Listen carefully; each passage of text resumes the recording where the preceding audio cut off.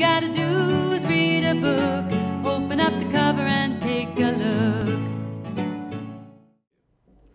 Hi, my name is Becky Shevlin, and I am on the Monrovia City Council, and I'm also on the board for Monrovia Reads. And today I'm so happy to be here with you to read this great story called Zathura, A Space Adventure by Chris van Allsburg. And that name might sound familiar to you because he also wrote Jumanji and the Polar Express. So without any further ado, let's start the story. Zathura, A Space Adventure. Mom, Danny Budwing yelled. Mom!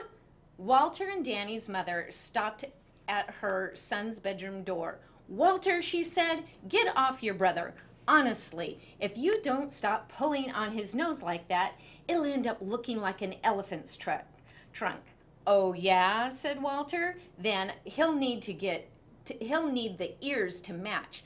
He let go of Danny's nose and grabbed his ears. Enough, Mrs. Budwing shouted. Danny started it. Look what he did. Walter yelled, picking up his walkie-talkie. The antenna was dangling by a wire. See, he breaks everything. I'm sure he didn't mean to, Mrs. Budwing said. Was an accident, Danny mumbled. From downstairs, Mr. Budwing called to his wife. We're going to be late. Mrs. Budwing gave her sons a kiss goodbye. I set some dinner out in the kitchen. Dad and I shouldn't be too late. Can't you take him with you?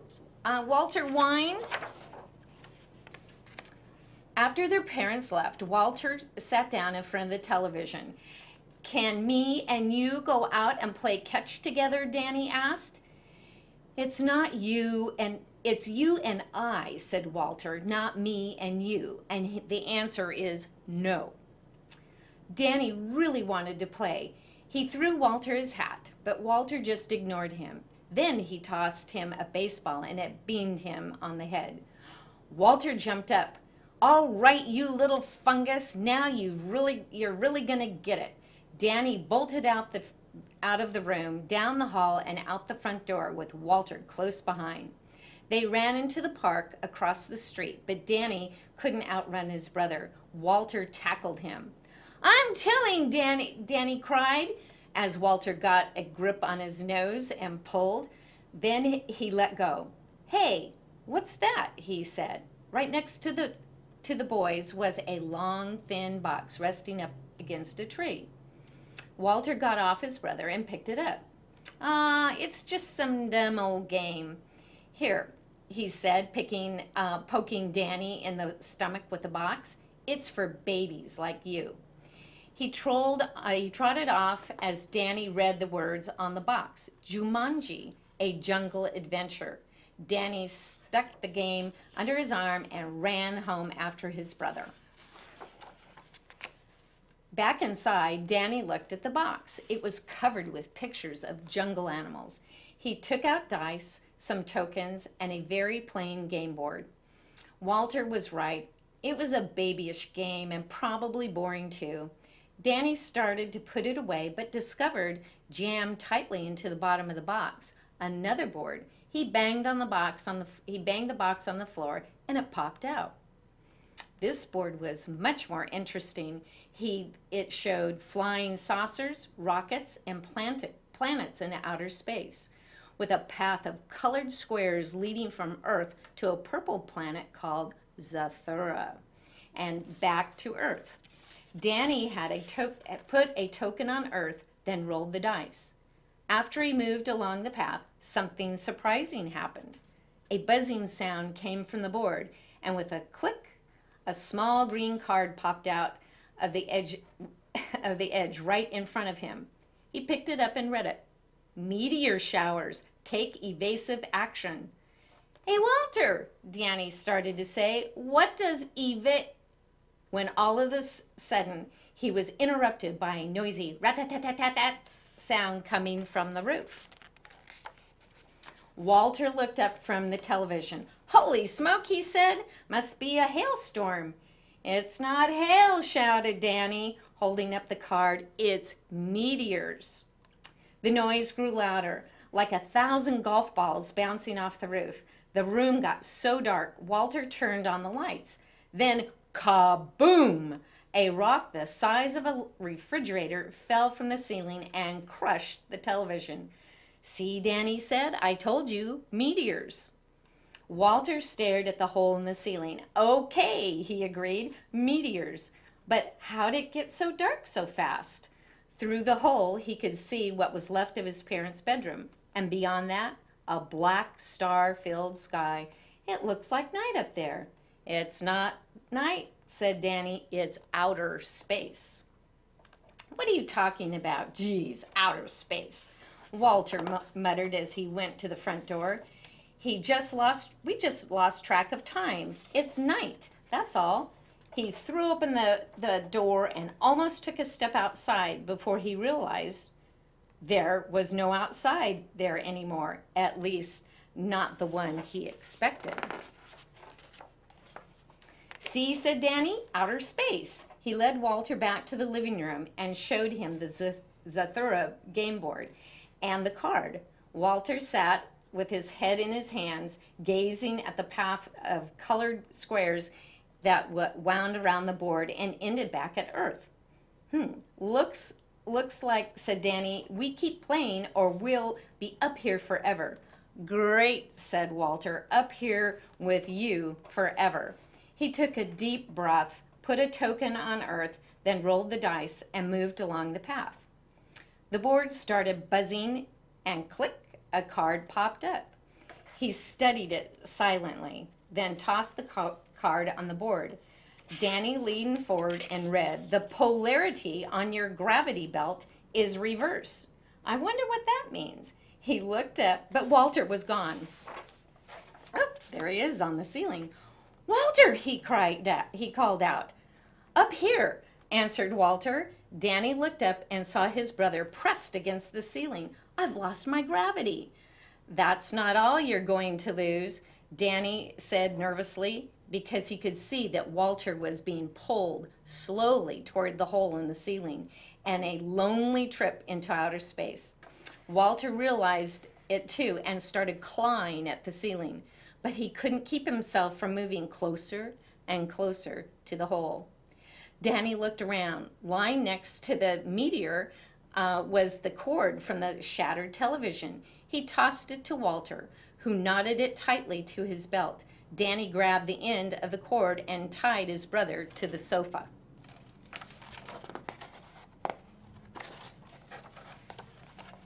Danny rolled the dice and moved the token along the path. Click! Out popped another card. "Your gyroscope is malfunctioning." Suddenly the house tilted. Everything in the room slid to one side, and Danny got buried under a mountain of furniture. He slowly dug himself out, clutching the game under a mountain. He slowly dug himself out, clutching the game, only to find that Walter was floating back towards the hole in the ceiling. Danny tied him to the sofa again and handed him up the dice. Walter rolled and got his gravity back, dropping to the floor with a thud. Danny moved his piece and handed him the card. Your robot is defective," Walter read.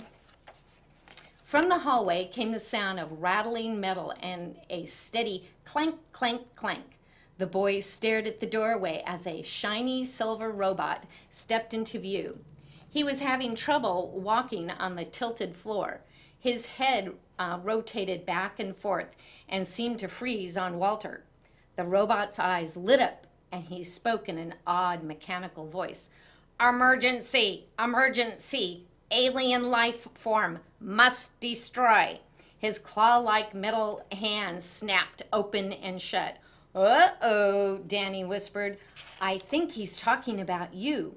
Fortunately, when the robot stepped forward, he missed the door, banged into the wall, and fell to the floor. He got up, and he did it again and again. "Better hurry up and roll," said Walter, "before he makes it in here." Danny rolled the dice and took his card. You passed too close to Saurus 3. Gravity greatly increased. Wow. The room began to level out, but something strange was happening to Danny. Walter looked at him. Holy smoky, said Danny. Danny was getting shorter and whiter too. Soon he was about the shape and size of a large beach ball. Walter, he said in a low voice, I feel very heavy. Destroy alien life form, the robot repeated from the hall as he picked himself up again. This time he made it through the door and headed towards Walter. Danny yelled to his brother, push me. What? Said Walter. Push me. Danny yelled again. Just push me. Walter bent down and gave his brother a shove. Danny rolled across the room just like a giant bowling ball, knocked the robot over and flattened his legs. Did I get him? Asked Danny, who couldn't see because he had rolled up against the wall and was upside down. Walter pushed him back to the game board. You did it, he said, patting his brother's head. You were terrific. Walter picked up the dice and rolled. He took the card and his hand trembled as he read, Zorgon pirate ship launches photon attack. Through the window, the boys saw a spaceship. 2 points of light shot from the ship and headed directly for the Budwing house. The first one hit the chimney and sent bricks falling into the fireplace. The second hit the upstairs bathroom. Water began dripping down from the hole in the ceiling. Walter handed the dice to Danny, who had a hard time lifting his short, heavy arm. He rolled, and Walter moved his token for him. He slowly returned to his normal size. A card popped up. Danny read it silently. This is bad, he said. Zorgon pirate boards your vessel. The room shook as the spaceship banged up against the house. The boys heard footsteps on the roof, though the through the opening in the ceiling, they saw someone or something climb through the hole in the roof and enter the room above them. Danny and Walter moved to the hallway, standing behind the flattened robot. They held each other, too terrified to move. A humming sound came from their feet. They looked down and saw the robot's eyes light up. He tilted his head, fixed his eyes on the hole in the ceiling, and spoke, Alien life form, must destroy. His claw-like hands twitched, but he couldn't get up. Danny and Walter helped him to his feet.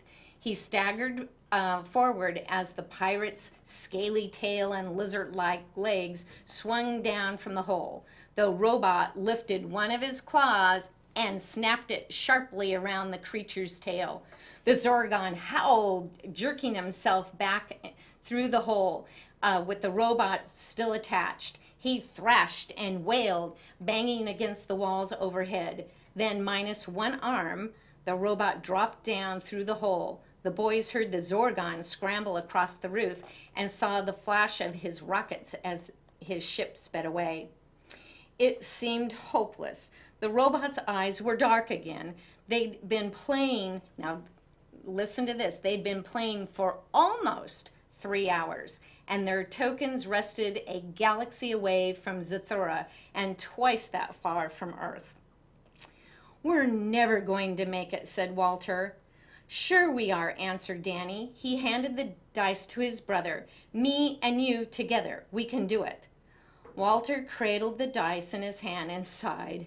You and I, he said wearily. You and I. He looked at his little brother, who was grinning. That's right, said Danny. Together.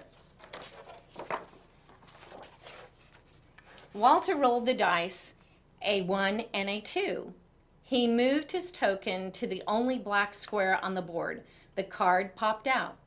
You have entered a black hole, Walter read.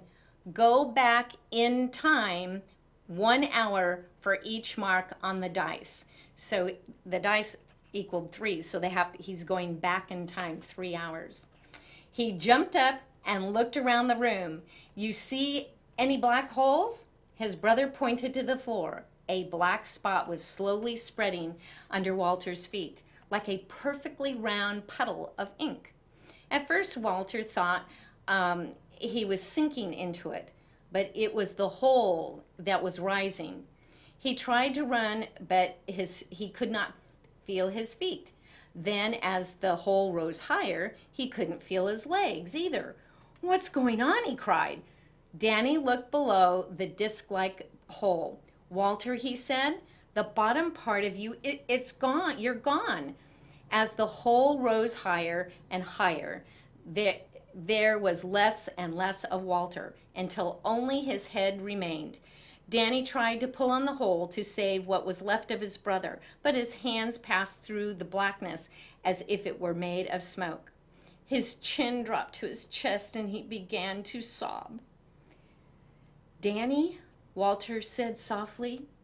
Danny looked up at his brother's floating head. "Danny," he began, "I never told you this, but And that was all he got to say, because the hole kept rising past his mouth, his nose, and finally right over the top of his head. So he disappeared. Walter was completely swallowed up, floating in empty darkness. He closed his eyes as he began to spin, plunging head over heels through pitch-black space. And you remember where he was 3 hours prior? Where did he start? That's why I said, remember the 3 hours. Then, thud, he landed hard on his knees. There was something in his arms, something wiggling around. He opened his eyes and found himself back in the park by his house. He had an arm wrapped tightly around Danny's neck and a hand gripping the boy's nose. "I'm telling," Danny squealed. Walter let go and fell back on the grass. He was dizzy, very dizzy. Danny jumped up and started to run, but stopped. "Hey," he said, "what's that?" He went over to the tree and picked up a box resting against the trunk. He held the box out to Walter. "Look," he said, "it's some kind of game." Walter grabbed it. "Hey, give it back," said Danny. His big brother got to his feet. "You don't want to play this game," he said. "Trust me, I tried it." He went over to the trash can and jammed the box deep inside. "Come on," he said. I've got a better idea. Let's go play catch." Danny smiled. "You mean together? Me and you?" Walter put his arm around his brother. "Yeah, that's right," he said. "Me and you together." So there you go. A great story about Zathura, a space adventure. I hope you really enjoyed it, and it's been so much fun reading for you today. Thank you. All you gotta